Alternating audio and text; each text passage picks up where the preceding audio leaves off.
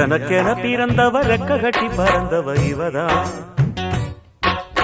அழுக்கில குலுக்குல இவளுக்கு இணை சொல்ல எவதான். ஊரையெல்லாம் இவதானு கூவி அழைச்சா. ஆசமாம இவன் தான் பாட்டு படிச்சா. எம்மாடியோ உனக்கென பிறந்தவ ரெக்க கட்டி பறந்தவ இவதான்.